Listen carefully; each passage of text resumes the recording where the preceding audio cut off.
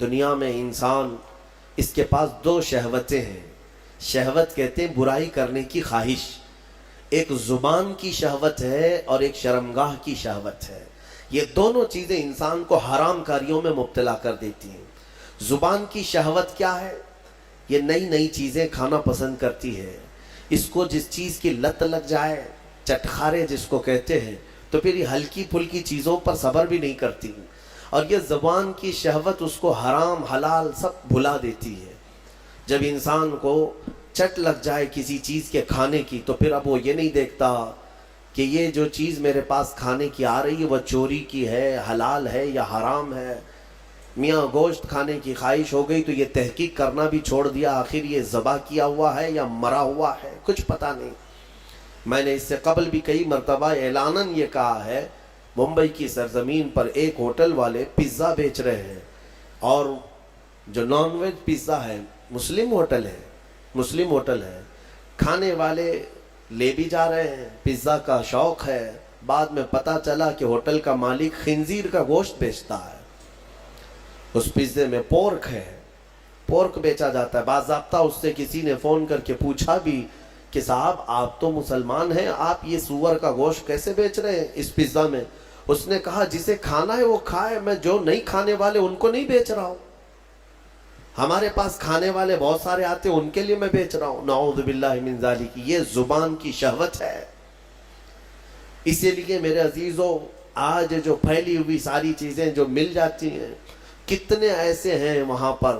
ہم نے معلومات کیا، اپنے بچے بتاتے ہیں کہ بہت سارے جو چھوٹے موٹے نکڑ پہ ہوٹل چلانے والے جو چکن بیچتے ہیں، مری ہوئی مرغیوں کا بیچتے ہیں. اور باضابطہ کچھ ہوٹل والے یا جو نکڑ پہ چلانے والے لوگ ہیں، وہ دوسروں کو یہ ٹک بھی دیتے ہیں کہ میاں اس طرح کا گوشت لاؤ، پروڑے گا، بہت آسان ہے، بہت سستے میں ہو جائے گا. مری ہوئی مرغی 20 روپے کلو مل جاتی ہے.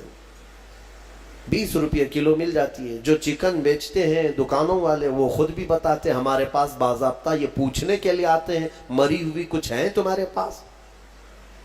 میرے عزیزو، یہ تمام چیزیں ایسی ہیں کہ ہم احتیاط کریں. اور زبان کی شہوت ان سب حرام چیزوں میں لگا دیتی ہے. دوسری شہوت ہے شرمگاہ کی. یہ نہایت ہی خطرناک ہے، جو زنا تک لے جاتی ہے. اور یہ شرمگاہ کی شہوت انسان کو تباہ و برباد کرتی ہے. حدیث رسول ہے، میرے آقا صلی اللہ علیہ وسلم نے فرمایا، جو زنا کرتا ہے اس وقت اس کا ایمان اٹھا لیا جاتا ہے. ایمان کے ساتھ کوئی زنا کر ہی نہیں سکتا. ایمان کی حالت میں کوئی زنا میں مبتلا ہو ہی نہیں سکتا. جس وقت وہ زنا میں مبتلا ہو اس کا ایمان اٹھا لیا جاتا ہے. یہ اسلام میں سب سے سنگین جرم ہے، سب سے بھیانک گناہ ہے. بلکہ ایک روایت یہ ملتی ہے، قیامت کے دن وہ لوگ آئیں گے جو زنا میں مبتلا تھے، اور انہیں ننگا لایا جائے گا، اور ان کی شرمگاہوں پر لوہے کے سلاخوں سے فرشتے آگ تپا کر کے داغ رہے ہوں گے. ان کی شرمگاہوں کو، وہ عورتیں ہوں یا مرد ہوں، ان کو تپایا جا رہا ہوگا، اور اس کی بدبو اس قدر سخت ہوگی کہ پورے اہل محشر ان سے پریشان ہو چکے ہوں گے.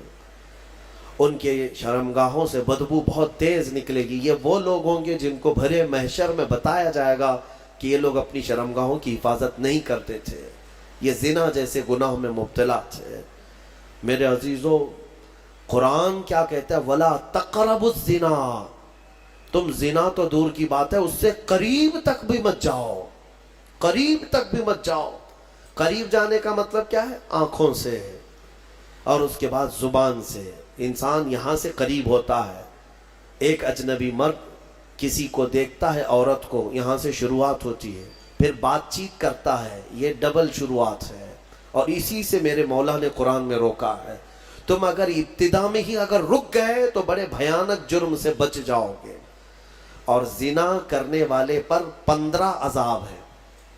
15 عذاب، 5 دنیا میں دیے جائیں گے، 5 قبر میں، اور 5 قیامت کے دن. 5 جو دنیا میں دیے جائیں گے وہی سخت ہیں کہ اس کے چہرے کا نور ختم کر دیا جائے گا، اس کا رزق ہٹا دیا جائے گا. اس کی اولاد سے صالح اولاد ختم کر دی جائے گی، نسل خراب ہو جائے گی۔ زنا کے جو 5 عذاب ہیں دنیا میں وہی سخت ہیں، چہرہ بگڑ جائے گا، بارونق نہیں ہوگا، چہرہ بے رونق ہو جائے گا، رزق میں کٹوتی، بے برکتی آ جائے گی۔ ان تمام چیزوں سے مومنین اپنے آپ کو بچائے رکھیں۔